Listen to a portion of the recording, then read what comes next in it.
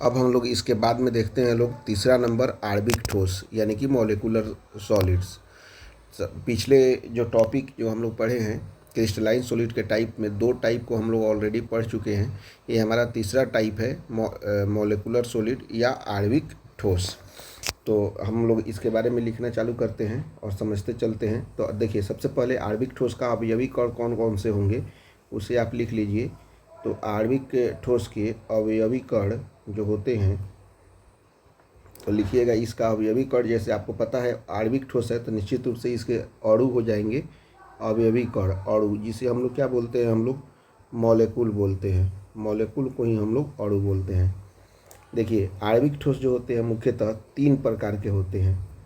तीन प्रकार के आणविक ठोस होते हैं, ठीक है। जिसमें से सबसे पहला जो टाइप होता है उसे बोलते हैं हम लोग अध्रुवीय अध्रुवीय अध्रुवीय आणविक ठोस। सबसे पहला होता है अध्रुवीय आणविक ठोस।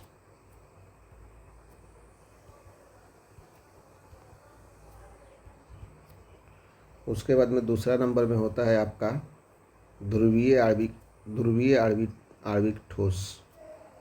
ध्रुवीय आणविक ठोस ऐसे लिख सकते हैं आप। और तीसरा नंबर में होता है आपका हाइड्रोजन आबंधित आणविक ठोस। हाइड्रोजन आबंधित आणविक ठोस। आणविक ठोस, ये तीन टाइप होता है आपका आणविक ठोस का। अध्रुवीय आणविक ठोस को हम लोग बोलते हैं नॉन पोलर मॉलिक्यूलर सॉलिड, ठीक है। ध्रुवीय आणविक ठोस को हम लोग बोलते हैं पोलर मॉलिक्यूलर सॉलिड। और हाइड्रोजन आबंधित आणविक ठोस को बोलेंगे हाइड्रोजन बॉन्डेड मॉलिक्यूलर सॉलिड। इस तरह से आणविक ठोस के तीन टाइप हो गए, अध्रुवीय आणविक ठोस, ध्रुवीय आणविक ठोस और हाइड्रोजन आबंधित आणविक ठोस।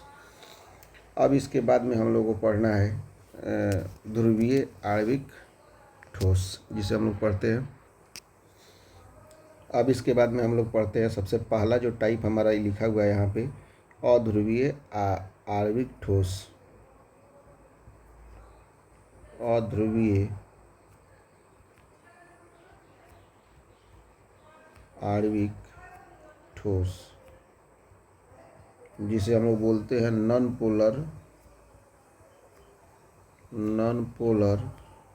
Molecular solid. Non polar molecular solid, ठीक है। देखिए, तो इसमें हम लोग 1 बाय 1 लिखना चालू करते हैं। अध्रुवीय आणविक ठोस में क्या क्या पॉइंट है इसे आप भी अपने फेयर में लिखते चलिए और एक दो बार रिवीजन करते चलिए जब तक दूसरा वीडियो नहीं आ जाता है। आप एकदम कंटिन्यू एकदम पढ़ना है आप सबको, क्योंकि इसी गर्मी की छुट्टी में आप सबको ये केमिस्ट्री कंप्लीट कर लेना है, ठीक है। तो फेयर करते चलिए और फेयर को खोल के फिर से दोबारा वीडियो को देख लीजिए, जिससे क्या होगा आप सबको आराम से समझ में आ जाएगा और आपको याद भी हो जाएगा, ठीक है ना।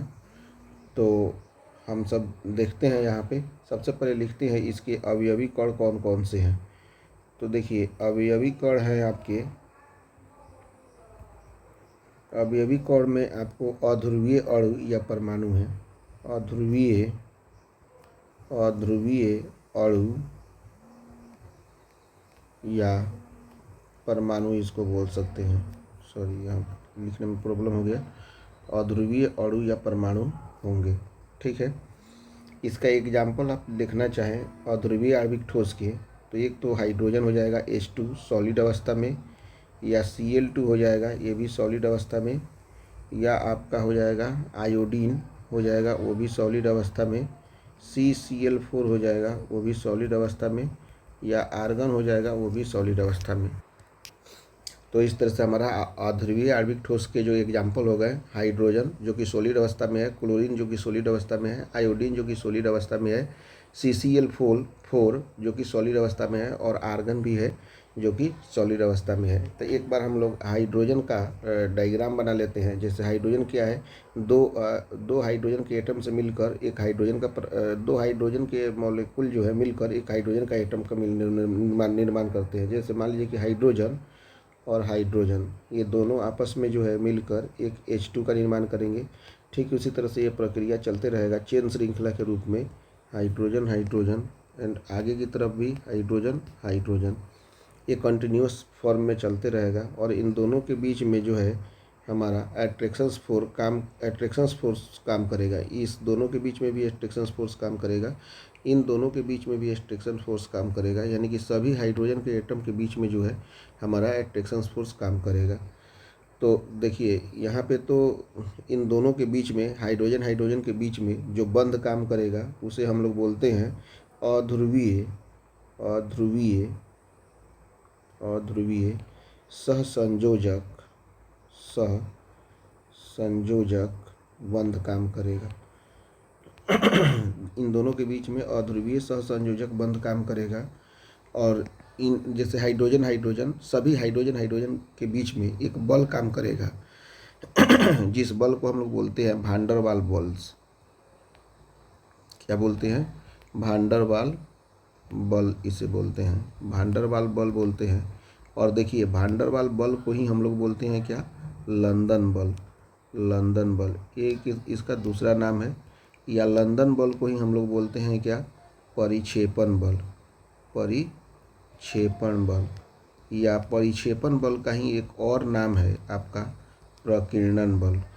प्रकीर्णन बल एग्जाम में आपका चारों में से कोई पूछ सकता है, यानी कि हाइड्रोजन हाइड्रोजन के बीच में जो बल लग रहा है उसी तरह से जितने भी अध्रुवीय आणविक ठोस के बीच में जो बल लगता है उस बल को हम लोग बोलते हैं भांडरवाल बल, लंदन बल, परिक्षेपण बल, प्रकीर्णन बल।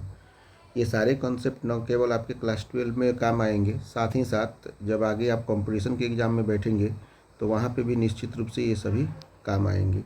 तो इसीलिए आपका पढ़ा हुआ कभी बेकार नहीं जाएगा, क्योंकि यही सब टॉपिक आपको आगे के कॉम्पिटिटिव एग्ज़ाम के लिए भी जितने भी फिजिक्स, केमिस्ट्री और बायोलॉजी होंगे उस समय निश्चित रूप से काम आएंगे। तो इसीलिए आप अच्छे से नोट्स बनाइए और आगे जब ग्रेजुएशन और दूसरे कॉम्पिटिटिव एग्ज़ाम में भी बैठिएगा तो निश्चित रूप से वहाँ पे काफ़ी फ़ायदेमंद साबित होंगे। तो चूँकि ये यहाँ पे डिटेल्स में पढ़ाया जा रहा है तो वहाँ पे आपको काफ़ी फ़ायदा होगा और सब चीज़ आपको अच्छे ढंग से समझ में भी आएगा। इसलिए सबसे पहले तो आप अच्छा से नोट्स बनाइए और उस नोट्स को मतलब आगे की तैयारी के लिए भी एक बार रखिए। तो इस तरह से हमने देख लिया कि अवयवी कण के बीच जो होते हैं अध्रुवीय अणु और या परमाणु होते हैं, इसके एग्जाम्पल हमने देख लिया। और हाइड्रोजन का एक एग्जाम्पल लेकर अध्रुवीय सहसंयोजन बंध हाइड्रोजन हाइड्रोजन के बीच में काम कर रहा है और दोनों के बीच में जो बल काम करता है भांडरवाल बल, लंदन बल, परिक्षेपण बल या प्रकीर्णन बल, ये बल काफ़ी कमज़ोर होता है दोनों के बीच में। जस्ट कमज़ोर बल होने के कारण निश्चित रूप से इसका गलनांक भी क्या होता है? बहुत ही कम होता है। क्यों कम होता है गलनांक? क्योंकि इसके बीच में जो आकर्षण बल काम करता है वह आकर्षण बल बहुत ही वीक फोर्स होता है, यानी कि बहुत ही कमज़ोर फोर्स होता है। वीक फोर्स होने के कारण दोनों के बीच में जो होता है गलनांक, निश्चित रूप से गलनांक इसका जो होता है बहुत ही कम होता है। गलनांक कम होने के पीछे कारण क्या है कि दोनों के बीच में आकर्षण बल बहुत ही कम होता है। गलनांक जो होता है बहुत कम होता है। ठीक है, उसके बाद में अगला पॉइंट क्या है कि मुक्त इलेक्ट्रॉन या मान लीजिए कि मुक्त आयन दिया हुआ है। मुक्त आयन देखिए यहाँ पे जो होता है अध्रुवीय आणविक ठोस में जो होते हैं मुक्त इलेक्ट्रॉन या मुक्त आयन होते ही नहीं है, मतलब अनुपस्थित पाए जाते हैं। यानी कि जहाँ पे मुक्त इलेक्ट्रॉन होंगे निश्चित रूप से वही पार्टिकल विद्युत के सुचालक होंगे। अध्रुवीय आणविक ठोस के पास में मुक्त इलेक्ट्रॉन होते ही नहीं है या मुक्त आयन भी उपस्थित नहीं रहते हैं। इसीलिए हम कह सकते हैं कि अध्रुवीय आणविक ठोस निश्चित रूप से विद्युत के क्या होंगे? कुचालक होंगे। ये सभी ऑब्जेक्टिव क्वेश्चन के लिए काफ़ी इम्पोर्टेंट है, न केवल क्लास 12 के लिए बाकी आगे के एग्ज़ाम के लिए भी काफ़ी इम्पोर्टेंट कहे जा सकते हैं। तो इस तरह से हमने अध्रुवीय आणविक ठोस के जितने भी कॉन्सेप्ट बन सकते हैं उसे हम लोगों ने पढ़ लिया। एक पॉइंट आया था आपका भांडरवाल फोर्स, यानी कि भांडरवाल बल, जिसे हम लोग लंदन बल, परिक्षेपण बल या प्रकीर्णन बल कहते हैं, जो कि काफ़ी वीक फोर्स होता है। तो नोट देकर आप इसे लिख लीजिए भांडरवाल फोर्स के बारे में। क्या है भांडरवाल फोर्स? देखिए सबसे पहले लिखिएगा भांडरवाल फोर्स से पहले जानना ये ज़रूरी है कि भांडरवाल बंध क्या होता है। देखिए दो आपका एटम के बीच में जो बंध काम करता है, आज अध्रुवीय आणविक ठोस के दो एटम के बीच में जो बंध काम करता है उसे ही हम लोग कहते हैं वान डर वाल बंध। वान डर वाल फोर्स इसके कारण उत्पन्न होता है जो कि काफ़ी वीक होता है। इसे सबसे पहले खोजा था, किसने खोजा था? उनका नाम है जोहानन वान डर वाल। इनका नाम क्या है? जोहानन वान डर वाल। हालांकि +2 के एग्ज़ाम में तो कभी नहीं पूछेगा, बट कॉम्पिटेटिव एग्ज़ाम में कभी कभी पूछ देता है कि वान डर वाल बंध को किसने खोजा था। तो आप याद रखिएगा वान डर वाल, जोहानन वान डर वाल, इन्हीं के नाम पर इसका नाम पड़ा था वान डर वाल बल। और वान डर वाल के बाद में जो नेक्स्ट फोर्स आया उसे हम लोग बोलते हैं लंदन फोर्स। वो उसी का एक फॉर्मेट है जिसे सबसे पहले इसे लाया था सामने। उनका नाम था फ्रिंज लंदन। जितने भी वैज्ञानिक हुए हैं अपने नाम के नाम पर उस बल को नाम रख दिए। तो लंदन फोर्स के बाद में जो है, यानी कि लंदन बल के बाद में आप समझ सकते हैं कि लंदन फोर्स या लंदन बल जो होता है वह इन्वर्सली प्रोपोर्शनल होता है रेडियस, यानी कि r⁶ के। जैसे मान लीजिए कि यहाँ पे हम 2 परमाणु आपको दिखा रहे हैं। एक परमाणु ए हो गया मान लीजिए, और एक दूसरा परमाणु ए हो गया। आप सभी जानते हैं कि इसके जो नाभिक में है पॉजिटिव चार्ज होगा। क्यों पॉजिटिव चार्ज होगा? क्योंकि यहाँ पे नाभिक में प्रोटॉन और न्यूट्रॉन रहता है। प्रोटॉन के पास में पॉजिटिव चार्ज और न्यूट्रॉन के पास में कोई भी चार्ज नहीं रहता है। तो निश्चित रूप से अगर इसको हम देखें ठीक से तो यहाँ पे नेगेटिव चार्ज होगा और यहाँ पे मान लीजिए पॉजिटिव चार्ज हो जाएगा, और दोनों के बीच में या तो यहाँ पे पॉजिटिव चार्ज होगा और यहाँ पे नेगेटिव चार्ज होगा।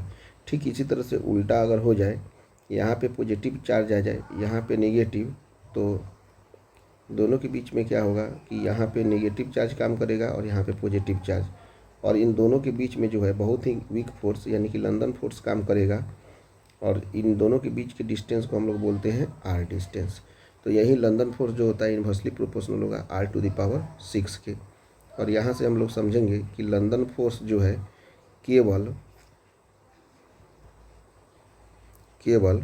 r ≤ 500 पिकोमीटर के लिए काम करेगा। ठीक है। और हम लोग यहाँ पे क्या लिख सकते हैं कि London force is directly proportional to होगा परमाणु के आकार का, परमाणु के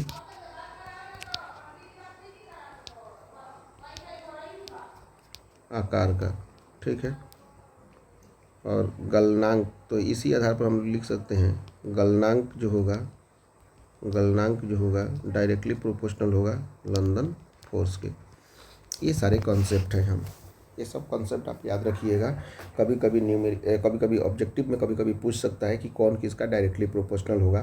जैसे गलनांक बढ़ेगा तो इसका लंदन फोर्स भी बढ़ेगा, यानी कि लंदन फोर्स के बढ़ने से गलनांक बढ़ेगा, लंदन फोर्स कम होगा तो गलनांक कम होगा। जैसे आप यहाँ पे देख सकते हैं कि लंदन फोर्स यहाँ पे बहुत कम होता है, इसलिए इसका गलनांक भी बहुत कम होता है। तो इस तरह से हमने ये सारे कॉन्सेप्ट को पढ़ लिया। अब आगे के क्लास में हम लोग लास्ट माने क्रिस्टलाइन सॉलिड का लास्ट टॉपिक पढ़ेंगे लोग।